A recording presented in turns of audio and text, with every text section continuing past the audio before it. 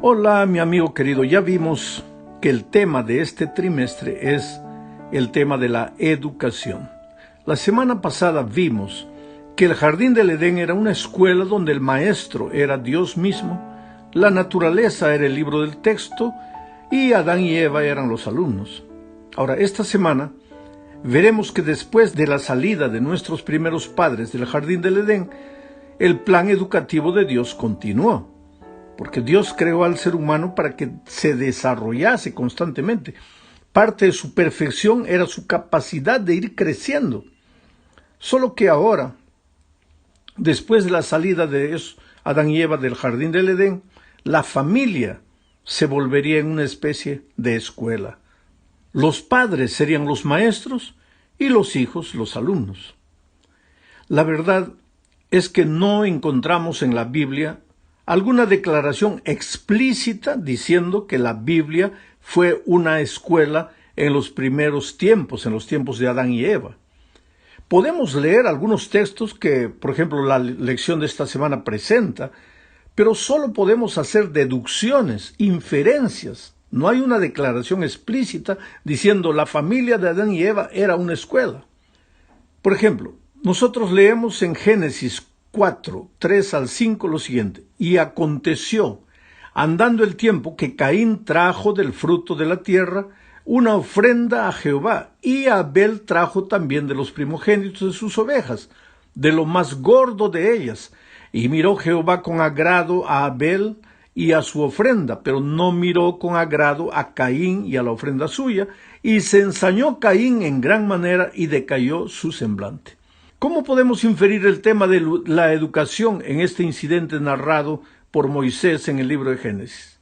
Dice, y aconteció andando el tiempo. Aquí ya podemos inferir que el proceso educativo no es un evento, es un proceso.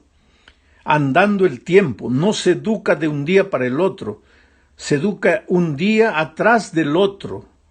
Nadie puede decir estoy educado solo porque llevó un seminario de una semana o de un mes. No, la educación es un proceso que tiene inicio pero no tiene fin.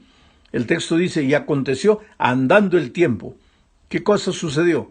Caín trajo del fruto de la tierra una ofrenda a Jehová, y Abel trajo también de los primogénitos de sus ovejas, de lo más gordo de ellas. O ahora, si Caín trajo y Abel trajo, mi pregunta es, ¿quién les enseñó que debían traer? ¿Quién les enseñó? Entonces ellos habían sido sometidos a un proceso educativo. Por eso Caín trajo, porque alguien le enseñó que debía traer una ofrenda. ¿Y qué es lo que trajo? Caín trajo el fruto de la tierra. Y Abel también trajo, porque alguien le enseñó. ¿Y quiénes, por lógica, le enseñaron eso? Los padres. ¿Y quiénes eran los padres? Adán y Eva.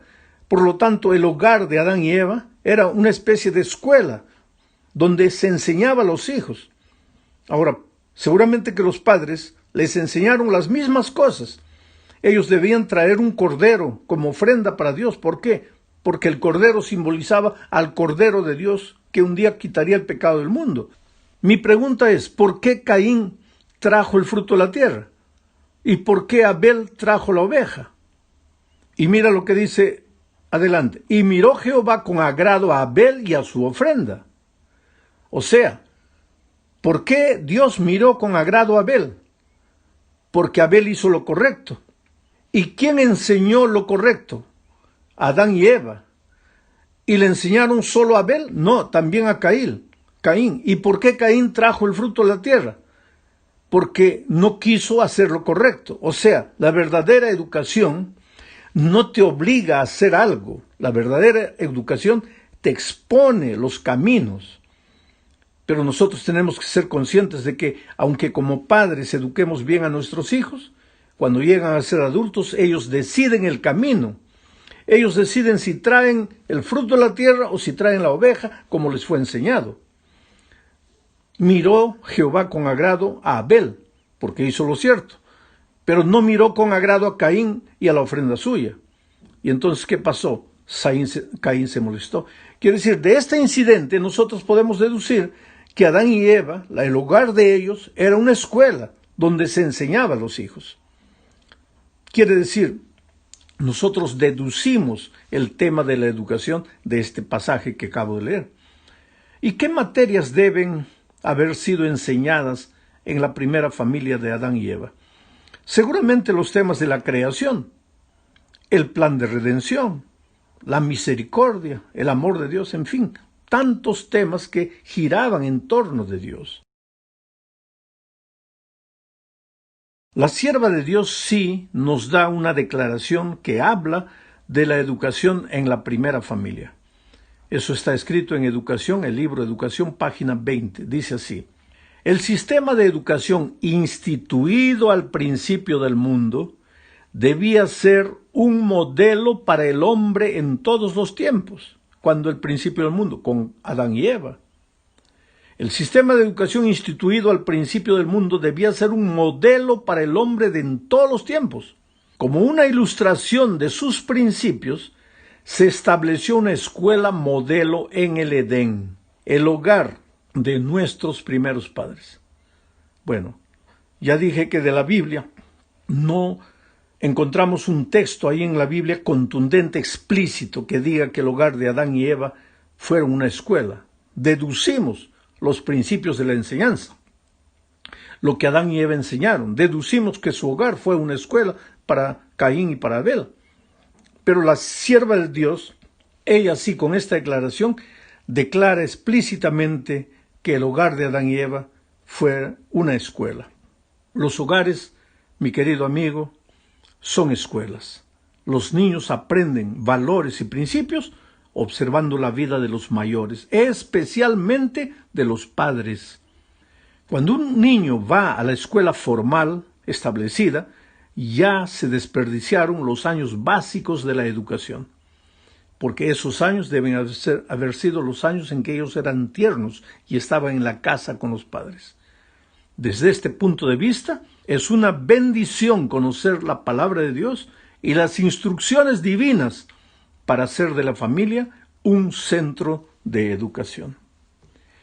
Eso fue lo que los padres terrenales de Jesús tuvieron en cuenta, que su hogar fuese un centro de educación. Esta es la segunda parte de nuestro estudio. La niñez de Jesús fue un periodo de aprendizaje intenso, aunque la Biblia tampoco dice mucho acerca de eso.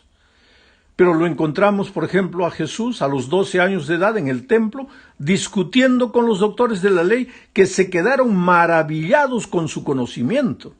Claro que no vamos a confundir instrucción con educación. Evidentemente Jesús, con 12 años, había recibido bastante instrucción de sus padres, pero también había recibido instrucción de Dios por revelación divina, porque los mismos padres, aunque lo habían instruido bien en el conocimiento del Antiguo Testamento, ellos no entendían bien la misión de Dios y por qué la misión de Jesús, y por qué él tenía conciencia de todo, porque su instrucción había sido formada por las enseñanzas de los padres, pero también por la revelación directa de Dios. Sin embargo, José y María le dieron una buena educación, no solamente una buena instrucción al niño, sino una buena educación, porque ellos eran conscientes de su misión educativa relacionada con el Hijo que les fue confiado por Dios. Por ejemplo, si leemos Lucas 1, 46 al 48, encontramos lo siguiente. Entonces María le dijo a Dios: engrandece mi alma al Señor, y mi espíritu se regocija en Dios mi Salvador, porque ha mirado la bajeza de su siervo. Pues he aquí desde ahora me dirán bienaventurada todas las generaciones. O sea, María era consciente de que ese niño que tenía en su vientre, Dios se lo había confiado a ella. Y entonces ella era consciente de esa misión. Y Dios también se manifestó a José en visión. Y le dijo: mira, no rechaces a tu esposa, porque el niño que trae en su vientre es fruto del Espíritu Santo. Ambos, José y María, tenían conciencia de su tarea educativa para con Jesucristo y cumplieron en la medida de sus posibilidades su trabajo educativo. El Espíritu de Profecía, por su parte, dice en el libro Deseado de todas las gentes, páginas 50 y 51, lo siguiente: El niño Jesús no recibió instrucción en las escuelas de las sinagogas. Su madre fue su primera maestra humana. Del labio de ella y de los rollos de los profetas aprendió las cosas celestiales. Las mismas palabras que él había hablado a Israel por medio de Moisés le fueron enseñadas sobre las rodillas de su madre. Y al pasar de la niñez a la juventud, no frecuentó las escuelas de los rabinos. No necesitaba la instrucción que podía obtenerse de tales fuentes, porque Dios era su instructor. Bueno, en la tercera parte de este estudio veremos que la educación es comunicación. Quiere decir, la base de toda correcta educación es la comunicación. Y entonces, si la familia es una escuela, debe ser un centro de comunicación. Comunicación entre los esposos, los padres, entre padres e hijos, entre los hermanos, porque no hay educación sin comunicación. Si tú quieres hacer de tu hogar un centro de educación, tendrás que hacer un centro de comunicación. El maestro tiene conocimiento, sabiduría, información, hechos y demás cosas para transmitir al alumno, pero si no sabe comunicarlo, no podrá educar correctamente. La verdadera educación, querido, alcanza al ser humano en su dimensión física, mental y emocional. Por lo tanto, nadie mejor que los padres para establecer el vínculo emocional con el niño y preparar su corazón y su mente para después transmitir adecuadamente los valores y los principios que desea comunicar. Ahora, si los padres no logran primero el amor de sus hijos, difícilmente podrán transmitir sus principios. Ahora, en la educación, la palabra es una herramienta indispensable. La palabra. Claro que se comunica también con las actitudes, con los gestos, con la mirada, en fin. Pero la palabra es clave. Por eso debemos tener cuidado con lo que hablamos en la casa, en el hogar, con la manera con que hablamos a la esposa, a los hijos. Proverbios 10:32 dice, los labios del justo saben hablar lo que agrada. Evidentemente el justo tendrá un hogar lindo, su hogar será una escuela donde los hijos serán educados. Pero el texto no termina ahí, dice, los labios del justo saben hablar lo que agrada, mas la boca de los impíos habla perversidades.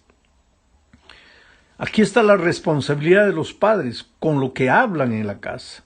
Hablan cosas que construyen, que edifican, hablan palabras correctas, palabras amorosas, aun cuando son firmes, son amorosos, o hablan lisuras, palabrones, feos, cosas horribles.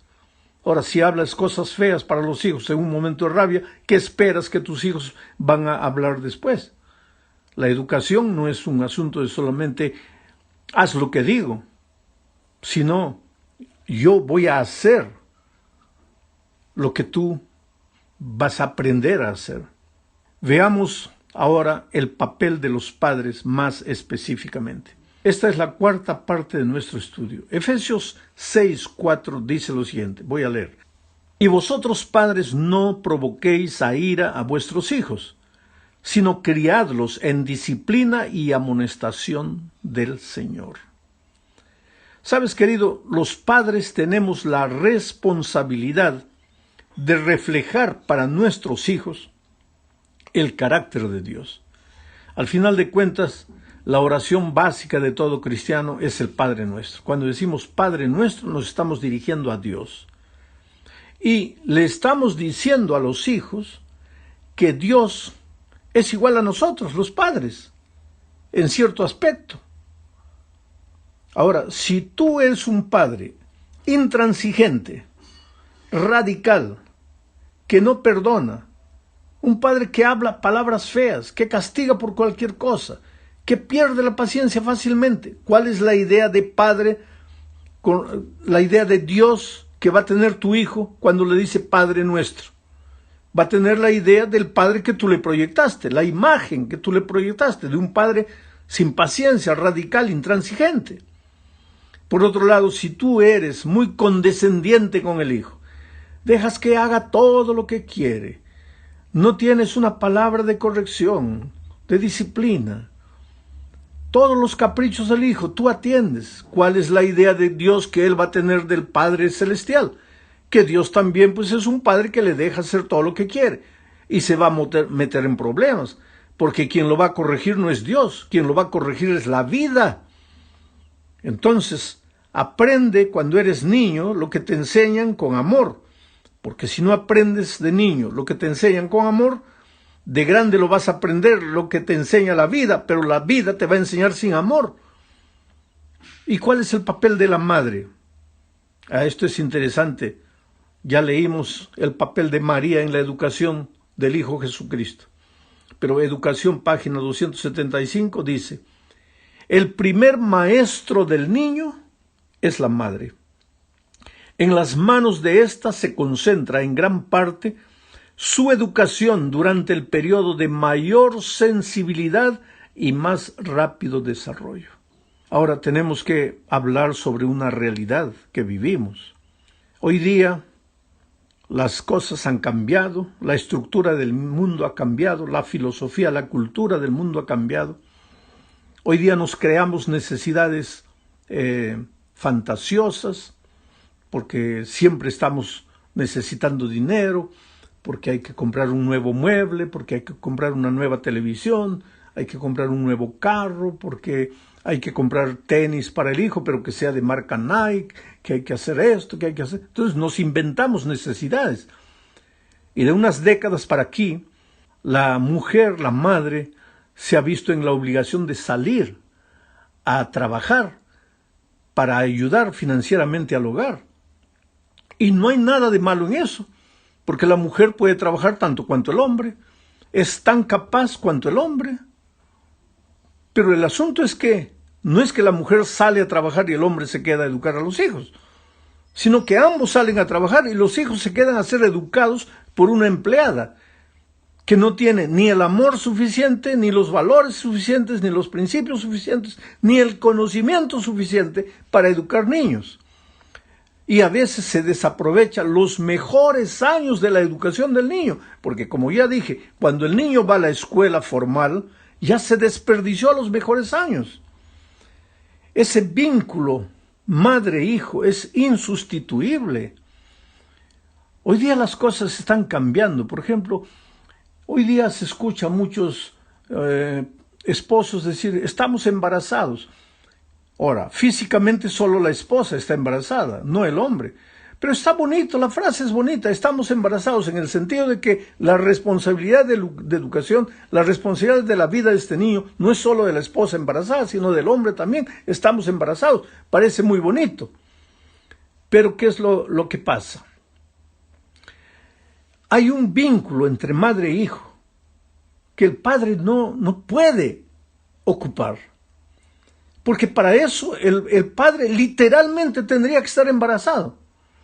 Por eso es que el amor del padre por el hijo es un amor más racional. Y el amor de la madre por el hijo es un amor más emocional. ¿Por qué? Porque estuvo unida a ese niño por el cordón umbilical.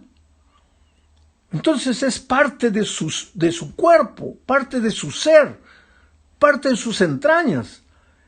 Ella ama casi sin pensar, ella ama instintivamente. Y a veces el padre no es capaz de entender esto. Pero en ese amor que es indivisible, por eso cuando Dios dice que hasta la mujer se puede olvidar de un hijo, pero no Dios, está yendo a un extremo usando una figura literaria. Esa mujer que nunca se olvidaría del hijo porque es fruto de sus entrañas, hasta podría olvidarse.